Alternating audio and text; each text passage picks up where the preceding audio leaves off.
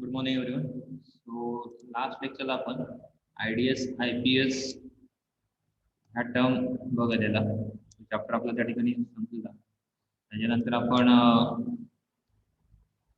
Voice over internet protocol पण term बघत आहे. आणि नेक्स्ट युनिट आपण जो 5th युनिट आहे तो आपण स्टार्ट केलेला आहे. त्याचं नाव virtual machine and cloud computing. Virtual machine आणि क्लाउड कम्प्युटिंगच्या ज्या दोन टर्म्स आहेत त्या बघितल्या की ज्यामध्ये व्हर्च्युअल मशीन म्हणजे काय, त्यानंतर क्लाउड कम्प्युटिंग म्हणजे काय आणि त्याचे काय ड्रॉबॅक्स आहेत, त्यामध्ये कुठल्या प्रकारचे अटॅक्स हे होत असतात, ह्या सगळ्या टर्म आपण ह्यामध्ये बघितलेल्या.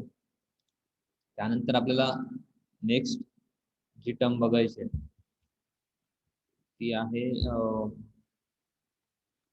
Secure application designs. आता सिक्युअर ऍप्लिकेशन डिझाईन्स मध्ये काय, तर तुम्ही जे सिस्टीम वापरताय, तुम्ही जे ऍप्लिकेशन वापरताय ते कसं तुम्हाला सिक्युअर करता येईल आणि ते सिक्युअर करण्यासाठी कुठल्या कुठल्या गोष्टी तुम्हाला गरजेच्या आहेत, ज्यामध्ये त्यामध्ये सिक्युअर कसं करू शकतो, त्यामध्ये टाईप अटॅक्स कुठले कुठले होऊ शकतात, त्या सगळ्या गोष्टी त्यामध्ये येत असतात. तर ह्याचं सिक्युअर ऍप्लिकेशन डिझाईनचं आपण आपला सेकंडच चॅप्टर आहे. ह्याच्यानंतर एक फिजिकल सिक्युरिटी म्हणून चॅप्टर आहे, त्यानंतर आपल्या सिलेबस संपते.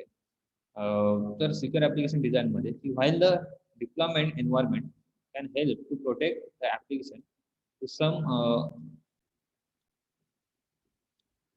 extent, every application must be secure enough to protect itself from whatever meaningful attacks the deployment environment cannot prevent for long enough to operator or to notice the response to attack in progress. तुमच्या सिस्टीमला secure होणं तेवढंच गरजेचं आहे.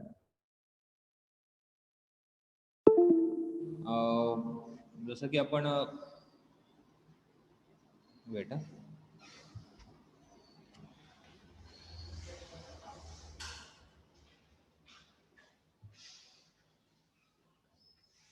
जसं की आपण software develop करताना वेगवेगळे मॉडेल्स यूज करतो. SDLCच्या मॉडेल्स तुम्हाला फेजेस वगैरे माहिती असतात. तसंच आपण सिक्युअर करण्यासाठी पण एक म्हणजे वेगवेगळे मॉडेल यूज करतो, ज्यामध्ये सिक्युअर डेव्हलपमेंट लाईफ सायकल, ज्याला SDL असं बोलतात, ते आपण इम्प्लिमेंट करतो, ज्यामध्ये वेगवेगळ्या सिक्युरिटीच्या प्रॅक्टिसेस आहेत, वेगवेगळ्या टर्म्स आहेत, जेणेकरून तुमची सिस्टीम काय राहील त्या ठिकाणी सिक्युअर होईल. Okay. So the secure development life cycle is has or it is known as the SDL or SSDL, that is Secure Software Development Life Cycle. So it is essentially development process that includes security practices and decision making inputs.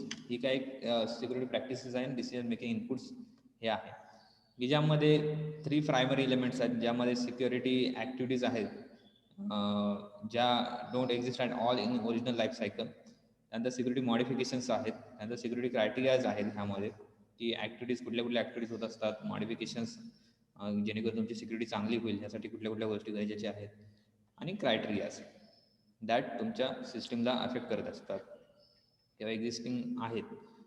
मग ह्यामध्ये कुठल्या कुठल्या practices आहेत secure ठेवण्यासाठी system.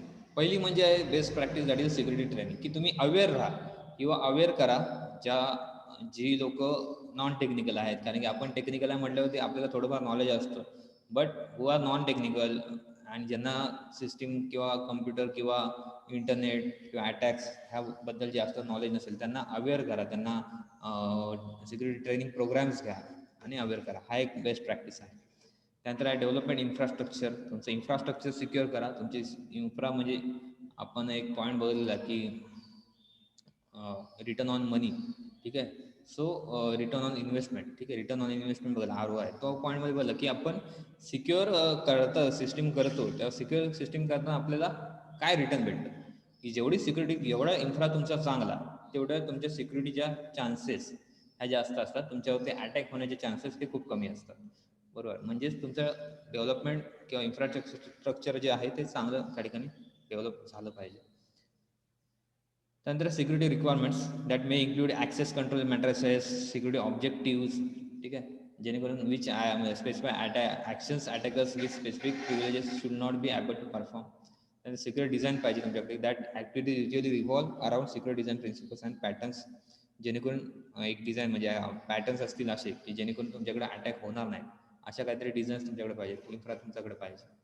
नंतर threat modelling आहे, secure coding आहे, तुमचं प्रोग्रामिंग, कारण की बरेचसे म्हणजे जसं की क्रॉस स्क्रिप्टिंग सारखे अटॅक आहेत, त्यानंतर स्क्रिप्टिंग अटॅक आहेत, ते कोडिंग थ्रू केले जातात, जेणेकरून तुमच्या जे काही कोड आहे त्यामध्ये एम्बेड केला होतो जो वल्नरेबल कोड असेल तो. सो त्याच्यासाठी कोडिंग पण तुमचं सिक्युअर असलं पाहिजे, फंक्शनॅलिटी लायब्ररीज ज्या असतील त्या. आणि त्याला कोड रिव्ह्यू म्हणजे तुम्ही जो कोड केलेला आहे किंवा जे काही प्रोग्राम्स केलेले आहेत, जे काही मॉड्यूल्स असतील ते तुमचं ॲनालाइज करणं गरजेचं आहे, असेच त्यांचं करणं गरजेचं आहे, जेणेकरून ते सिक्युअर आहे की नाही हे समजेल.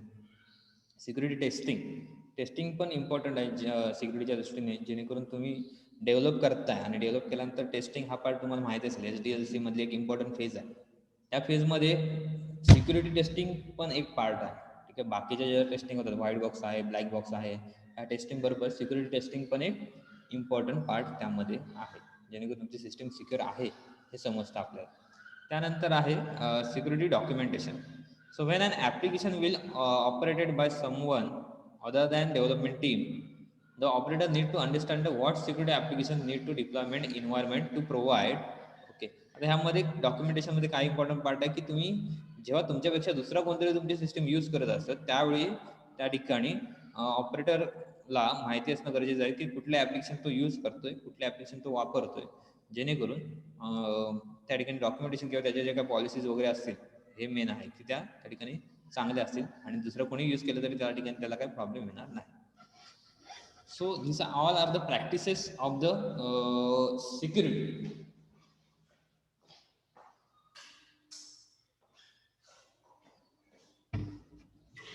त्यानंतरचा पार्ट आहे तो आहे वेब ॲप्लिकेशन सिक्युरिटी. आता आपण बघितलं तर secure application. Okay, application security काय प्रॅक्टिसेस आहेत ते बघितलं की आपले जे काय ॲप्लिकेशन, जे काय ॲप्स किंवा सॉफ्टवेअर्स आपण यूज करतो त्यांना आपण कसं सिक्युअर करू शकतो ते बघितलं. त्यानंतर आपण वेब ॲप्लिकेशन कसे सिक्युअर करू शकतो. आता वेब ॲप्लिकेशनमध्ये खूप जास्त अटॅक होण्याचे चान्सेस असतात की ज्यामध्ये आपण इंटरनेट थ्रू किंवा नेटवर्क थ्रू अटॅक्स हे जास्त होत असतात, ज्यामध्ये वेगवेगळे टाईप्स आहेत अटॅकचे. ठीक आहे, so several web application security concerns to be consider like SQL injections attacks, form and scripts are there, cookies and session management is there and general attacks is there. आता SQL इंजेक्शन सारखे attacks आहेत ज्यामध्ये काय केलं जातं तर तुमचं जे काय बोलतात लॉग इन जे आहे त्याला बायपास करायचं काम ह्यामध्ये केलं जातं. म्हणजे सपोज तुम्ही लॉग इन ID पासवर्ड टाकताय, त्या log in ID पासवर्डला SQL injection through काय केलं जातं बायपास केलं जातं. त्याचे ट्रिक्स ह्या वेगवेगळ्या असतात. प्रत्येक वेब ॲप्लिकेशनला त्या ठिकाणी लॉग इन म्हणजे काय बोलतो आपण ते ॲप्लिकेबल होईलच असं नाही, बट मोस्ट ऑफ द त्या ठिकाणी ते ॲप्लिकेबल होत असतं, म्हणजे काही प्रमाणात ते ॲप्लिकेबल होत असतं. ठीक आहे, सो त्या प्रकारचे अटॅक आहेत जे SQL इंजेक्शन अटॅक्स असं त्याला बोललं जातं, ज्यामध्ये सिक्युरिटी बायपास हे तुमचं केलं जातं. त्या ठिकाणी इथे बघा, the attacker will enter A or 1 for the username and any password at all because it will be ignore the resulting SQL look like this. So select star from queries. त्या ठिकाणी वेगवेगळ्या ट्रिक्स आहेत त्या तुम्ही ह्या ठिकाणी सांगत नाहीत. तुम्ही जर सर्च केला SQL इंजेक्शन अटॅक्स तर त्यामध्ये तुम्हाला समजेल. आता SQL इंजेक्शन अटॅक्समध्ये लॉग इन ID बायपास केला, तो log in ID password. Suppose माझी वर्डप्रेसमधून एखादी वेबसाईट आहे, मग त्यावेळी किंवा कुठली असेल त्यामध्ये कंट्रोल पॅनल किंवा डॅशबोर्ड हे असतात. मग त्या डॅशबोर्डला लॉग इन करायला लॉग इन ID आणि पासवर्ड असतो आणि त्यानंतर पूर्ण वेबसाईट ही तुम्हाला ॲक्सेस तुम्ही करू शकता, मग त्यामध्ये चेंजेस त्या ठिकाणी करू शकता. मग तशा प्रकारचे जे काही अटॅक्स आहेत हे या SQL इंजेक्शन अटॅकमधून केले जातात. थोडक्यात लॉग इन ID पासवर्ड जे आहे ते बायपास केलं जातं. So solution for SQL injection काय, तर तुम्ही फिल्टर करा all input fields for apostrophe to prevent unauthorize log in. Filter all input field for SQL commands like insert, select. त्यानंतर लिमिट ठेवा फील्डिंगची आणि सगळ्यात जास्त म्हणजे तुमचं पासवर्ड सिक्युअर ठेवा, पासवर्ड स्ट्रॉंग ठेवा. त्यानंतर पण तुमचं रेग्युलर, मी सांगेन ह्यामध्ये नाही, पण रेग्युलर तुमचं लॉग चेक करत राहा की कुणी लॉग केलं आहे, की तुमच्या कुणी त्या ठिकाणी सिस्टीममध्ये लॉग इन केलं आहे, कुणी नाही केलं आहे किंवा केलं आहे तर कधीपर्यंत होता, हे सगळं त्या ठिकाणी समजेल. So this is the type of the SQL injection and web application security. Next one is that form and script. The form and script, the attacker can exploit the data embedded inside the form and can trick the web application into either exposing information about another user or to charge lower price in e-commerce applications. So 3 methods of exploiting form, and these are disabling client-side script, passing parameter in the URL, passing parameter via hidden fields. आता हे जे cross site scripting attack आहेत किंवा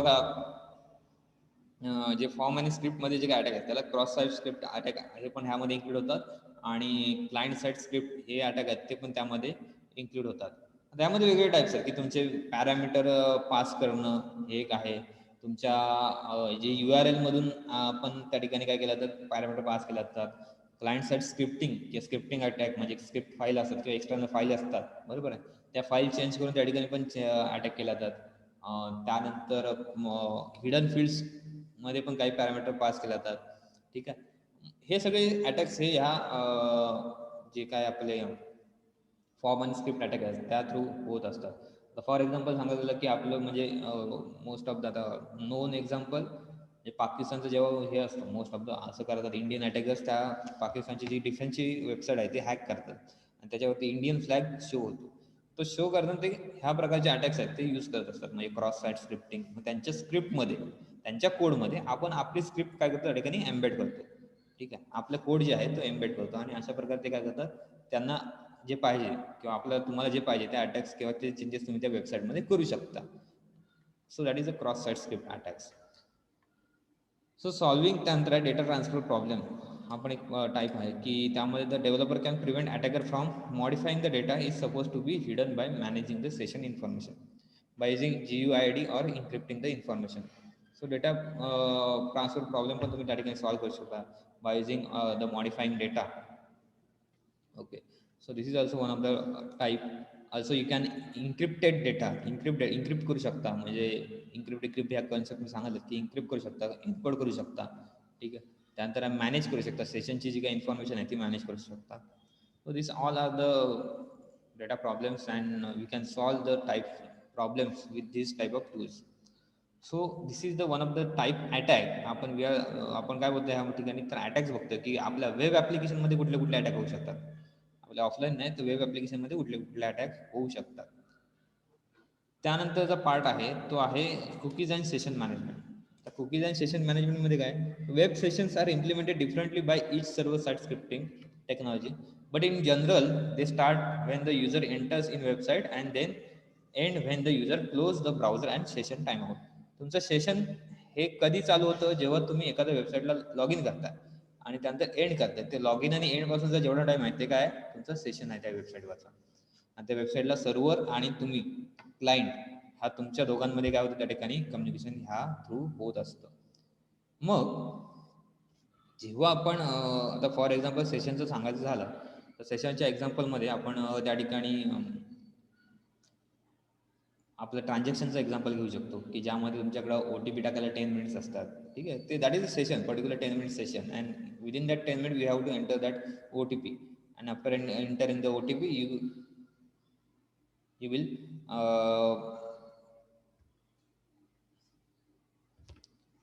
you can do that transactions. Okay, finally, so this is also one of the type of sessions. So that is one part session. The attacker can abuse the both sessions and cookies and this section will deal with the various tricks.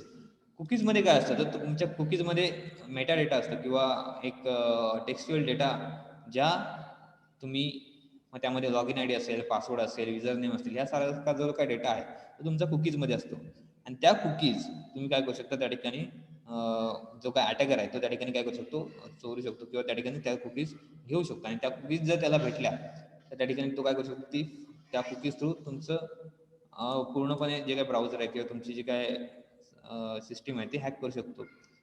जर suppose माझ्या सिस्टीमला किंवा माझ्या त्या ठिकाणी वेबसाईटमध्ये किंवा माझ्या ब्राउझरला ह्या ठिकाणी फॉर एक्झाम्पल सांगतो ह्या ब्राउझरला इथे सेटिंगमध्ये इथे मी जर इथे गेलो कुकीज आणि अनदर साईट डेटा तर कुकीज आणि अनदर साईट डेटामध्ये माझा सगळा डेटा किंवा ह्या इथे जर हिस्ट्रीमध्ये गेलो तर इथे बघा सगळा हा कुकीज डेटा आहे, ठीक आहे. सर किती वेबसाईटला विजिट केलेली आहे तर पासवर्ड इथे मी सेव्ह केलं नाही तर पासवर्ड पण असतात, बरोबर. तर हे सगळा डेटा ह्या ठिकाणी आहे. तो डेटा जर माझा कुणाला तरी भेटला किंवा कुणीतरी तो यूज केला तर पूर्णपणे जेवढं मी व्हिजिट केलेलं आहे किंवा वेबसाईट फॉर एक्झाम्पल क्रोमचं सांगतोय मी तर तो डायरेक्ट काय करू शकतो त्या ठिकाणी तो सेशन माझा पूर्णपणे किंवा ती वेबसाईटचं पूर्ण जे काय कुकीज आणि हे वापरून त्या ठिकाणी तो यूज करून त्याचं ते हॅक करू शकतो, ठीक आहे. सो अशा प्रकारचे अटॅक्स त्या ठिकाणी होऊ शकतात कुकीज आणि session management. So there are various tricks like session thefts आहेत, managing session by sending data to the user, web server and cookies attack आहे, सिक्युरिंग सेशन्स आहे. सो सेशन थेफ्टमध्ये मी सांगितलं तुम्हाला की सेशन तुमचं काय केलं तर त्या ठिकाणी त्या सेशनमध्ये लॉग इन केलं जातं किंवा त्या सेशनला काय केलं जातं, तो ॲक्सेस केला जातो. ठीक आहे, तुम्ही ऑथेंटिकेट युजर आहे असं त्या ठिकाणी ते दाखवलं जातं. जो काय अटॅकर आहे तो ऑथेंटिकेट आहे असं दाखवलं जातं. ह्यासारखे हे त्या ठिकाणी एक्झाम्पल्स आहेत की an attacker could modify the data in cookies. However, assume that the cookies contain some email address site.com, and each time we access the site, we can automatically access the restricted access areas. आता session वगैरे theft जे आहेत ते तुमचं काही unsecure ज्या websites आहेत त्यांना हे केल्यानंतर पण त्या ठिकाणी होत असतात. सो मोस्ट ऑफ द हे अटॅक्स ह्या थ्रू होत असतात की ज्या वल्नरेबल लिंक्स आहेत किंवा वल्नरेबल वेबसाईट्स आहेत ज्या सिक्युअर नसतात त्यांना तुम्ही लॉग इन केल्यानंतर ते काय होतं त्या ठिकाणी ॲक्सेस हा आपल्या सेशनचा त्या ठिकाणी जाऊ शकतो. त्याच्यामुळे आपण जेव्हा जेव्हा म्हणजे आपलं अँटीव्हायरस वगैरे सिस्टमला असेल बघा, तेव्हा ते काय करतं, जर आपण चुकून कुठल्या तरी अनसिक्युअर वेबसाईटला व्हिजिट करतो तेव्हा आपल्याला ते रिस्ट्रिक्ट करतं, जेणेकरून तुम्ही त्या वेबसाईटला व्हिजिट करू नका. त्यामध्ये व्हर्नरेबल डेटा किंवा त्या ठिकाणी ती जी काही वेबसाईट आहे ती अनसिक्युअर आहे असं दाखवलं जातं. त्यानंतर managing session without sending data to the user. Some users disable cookies to protect their privacy, which means they also don't allow the session management which requires cookies. तुम्ही ह्या ठिकाणी ह्याला सिक्युअर करू शकता by managing your sessions. After that web server cookies attacks. आता web server cookies अटॅकमध्ये सांगायचं तुम्हाला की the attacker can exhaust the resource of web server using cookies management by opening many connection from dedicated software. Since the software will not send close events as a browser does not, when it's closed the session will not be deleted until the timeout elapsed. During this time the session information is saved either in memory or in the hard drive, consuming resources. आता session किंवा कुकीजमध्ये तुम्ही सांगायचं झालं तर या ठिकाणी आपण काही वेळेला आपण log in, suppose me log in I D password टाकला सिस्टीममध्ये एखाद्या सोशल मीडिया अकाउंटवरती गेला आणि मी जोपर्यंत लॉग आउट करत नाही आहे तोपर्यंत ते काय होणार, लॉग आउट होणार नाही. म्हणजेच काय, माझा log in I D password ह्या सिस्टीमला काय त्या ठिकाणी तोपर्यंत सेव्ह आहे. कुकीज आणि जे काही सेशन जो काही डेटा आहे कुकीजमध्ये माझा सगळा डेटा त्या ठिकाणी सेव्ह असणार आहे. फॉर एक्झाम्पल तो डेटा कोणीतरी घेतला त्या फोल्डरमधला तर त्या ठिकाणी काय होऊ शकतो, तो जो काय जो अटॅकर आहे तर तो डेटा यूज करून माझी सिस्टीम काय करू शकतो, log in I D password through access करू शकतो. सो ह्या प्रकारचे अटॅक आहेत जेणेकरून त्या ठिकाणी ते ॲक्सेस करतात जे काही कुकीज आहेत ते. नंतर session securing tracking. The best way to secure this session tracking is to use hard to guess identifier that is not derived from the user data, such as encrypted string into the identifier or IP address to the user. IP address through काय attacks होतात, त्यानंतर sessions through काय attack होतात हे पण आहेत. नंतर general attacks. आता जनरल अटॅक्समध्ये आहेत वल्नरेबल स्क्रिप्ट मी सांगितलं तुम्हाला. ब्रूट फोर्स अटॅक आहेत की ब्रूट फोर्स लॉग इनमध्ये काय केलं जातं, तुम्ही आता काही कॉमन पासवर्ड बघायला असेल की 1 2 3 4 कॉमन पासवर्ड असतो, पासवर्ड इज पासवर्ड असतो, ॲडमिन हा पासवर्ड असतो किंवा स्वतःचं बर्थ डेट असते, नेम असतात, हे गाडी नंबर आहे, मोबाईल नंबर आहे, हे असे काय असतात कॉमन पासवर्ड असतात. ब्रूट फोर्स लॉग इनमध्ये काय केलं जातं, तर ब्रूट फोर्स लॉग इनमध्ये हे एक डिक्शनरी तयार असते पूर्णपणे, पासवर्ड काय असणार आणि लॉग इन काय असणार आहे. तेव्हा सिस्टीममध्ये अटॅकर अटॅक करतो तेव्हा त्यांच्याकडे खूप सारी डेटा असतो ज्यामध्ये सगळे जेवढे पासवर्ड काय बोलतो आपण गेस करू शकतो कॉमन, तेवढे सगळे पासवर्डची लिस्ट किंवा डिक्शनरी त्यामध्ये असते आणि त्या डिक्शनरी थ्रू ते काय करतात त्या ठिकाणी ते मॅच करतात आणि त्या मॅचमध्ये जर कुठला पासवर्ड मॅच झाला तर त्या ठिकाणी तो सिस्टीममध्ये सक्सेसफुली लॉग इन करू शकतो. ठीक आहे, ह्यासारखे अटॅक्स हे ब्रूट फोर्स अटॅक्स त्यामध्ये आहेत, ते त्या ठिकाणी होतात. त्यानंतर आहे बफर ओव्हरफ्लो अटॅक आहे ज्यामध्ये सिस्टीम तुमची अनअवेलेबल आहे किंवा सॉरी काय म्हणतात फॉर द वेब सर्व्हर. ठीक आहे, तुमच्या वेब सर्व्हरवरती हे काय केलं जातं त्या ठिकाणी ॲक्सेस केला जातो, ज्यामध्ये आपण बोलू शकतो की काही वेळेला बघा चुकून आपण काय करतो, बाय चान्स चुकीचा पासवर्ड टाकतो किंवा ओल्ड पासवर्ड टाकतो किंवा चुकीची इन्फॉर्मेशन टाकतो. ठीक आहे, आपला ओल्ड पासवर्ड आपल्याला माहीत नसतं, चुकून आपण चेंज केला असतो ते माहीत नसतो, आपण ओल्ड पासवर्डच टाकतो. तर किंवा त्या ठिकाणी चुकीचं लेंथ आपण टाकतो किंवा 1 लेटर 2 लेटर काय जातात चुकीचे जातात. मग हे सगळे जे आहेत ते बफर ओव्हरफ्लोमध्ये यूज करतात, कारण की एखादा जर तुमच्या सिस्टीमवरती ऑब्झर्व ठेवतोय, तुमची सिस्टीम किंवा तुमच्यावरती ऑब्झर्व ठेवतोय, तुमच्या सिस्टीमवरती काय तुम्ही एंटर केलं त्या बफर ओव्हरफ्लो म्हणजे जो अनयूज किंवा आपण बोलू शकतो की अनवॉन्टेड डेटा आहे, तो डेटा तुम्ही एंटर करताय वेबसाईटमध्ये, अनवॉन्टेड डेटा तुम्ही एंटर करताय आणि तो डेटा अनवॉन्टेड हा तुमच्यासाठी जरी असला तरी त्या अटॅकरसाठी तो युजफुल ठरू शकतो. That is buffer overflow attack. ज्यामध्ये ओव्हरफ्लो जो काय डेटा आहे, ओव्हरफ्लो म्हणजे एक्स्ट्रा डेटा आपण बोलू शकतो, तो डेटा ते काय करतात, गेन करतात आणि त्या थ्रू काय करतात, ते अटॅक करू शकतात. So that is the general attacks types. त्यानंतर आहे क्लायंट ॲप्लिकेशन सिक्युरिटी. आता आपण बघितलं वेब ॲप्लिकेशन सिक्युरिटी आतापर्यंत बघितलं, ठीक आहे, की वेब ॲप्लिकेशन थ्रू कोणते कोणते अटॅक होतात आणि त्यामध्ये आपण सिस्टीम कशी सिक्युअर ठेवू शकतो. त्यानंतर आहे client application security. The writing a secure application is difficult.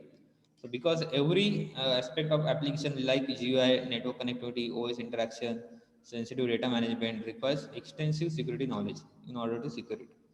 तर ॲप्लिकेशन एक सिक्युअर ठेवणं हा पण एक चॅलेंजिंग टास्क आहे, की तुमचे various types of application, GUI applications आहेत, नेटवर्क ॲप्लिकेशन्स आहेत, OS इंटरॅक्शन ॲप्लिकेशन्स आहेत, सेन्सिटिव्ह डेटा मॅनेजमेंट करणारे ॲप्लिकेशन्स आहेत, ठीक आहे. मग ते सगळे तुमचं सिक्युअर करणं त्या ठिकाणी तेवढंच काय क्रिटिकल आहे असं आपण बोलू शकतो. So from the administrator point of view, there are number of security issues to keep in mind. That running privilege, तुम्ही कुणाला प्रिव्हिलेज देताय, ठीक आहे, की तुमचं लॉग इन कुणाला आहे. So an administrator should strive to run application with fewest privilege. Privilege म्हणजे काय, तुम्ही कुणाला ॲक्सेस देताय, कोण तुमची सिस्टीम यूज करतं. मग त्यावेळी जर तुमच्याकडे क्लायंट ॲप्लिकेशन सिक्युरिटीमध्ये जर अनवॉन्टेड युजरकडे त्या ठिकाणी किंवा अनऑथराइज युजरकडे त्या ठिकाणी जर किंवा अनऑथराइज जो माणूस आहे, पर्सन आहे, त्याच्याकडे जर ॲक्सेस गेला तर तो तुमच्या सिस्टीममध्ये चेंज करू शकतो. इव्हन तो तुमचा ॲडमिन लॉग इन पण त्या ठिकाणी चेंज करू शकतो. एकदा जर ॲडमिन लॉग इन चेंज झाल्यानंतर तुम्ही त्यामध्ये काही चेंज करू शकत नाही, कारण की ॲडमिनकडेच काय असतं, सगळे ऑथॉरिटी असते. ॲडमिन लॉग इन थ्रू त्यांनी सगळं ईमेल, त्यांचं जे काही रिकवर करण्याचा बॅकअप, सगळं त्या ठिकाणी जे काही ईमेल असेल, फोन नंबर असेल, सगळे जर चेंज केले तुम्हाला काहीच ॲक्सेस त्या ठिकाणी भेटणार नाही. So that is one of the point in client application security that you should aware about that. After that, administrators. Administration म्हणजे काय, application administration, that most application offers some type of interface for administrator, like each administrator method for this security risk that must be addressed. ठीक आहे, की ॲडमिनिस्ट्रेटरकडे काय काय control आहेत हे सगळे त्या ठिकाणी बघितले जातात. त्यांनी त्यावरती सिक्युअर राहणं गरजेचं आहे. नंतर इंटिग्रेशन विथ OS सिक्युरिटी,